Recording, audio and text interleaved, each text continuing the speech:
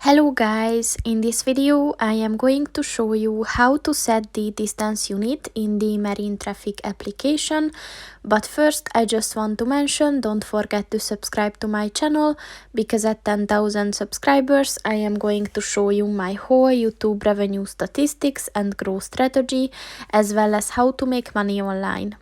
Let's jump into it.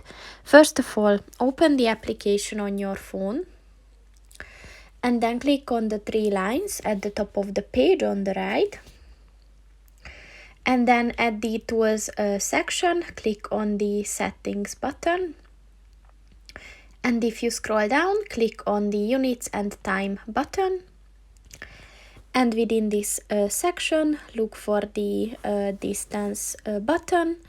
And as you can see, there are three settings that you can choose from, so just click on the one that you want to use and it is set.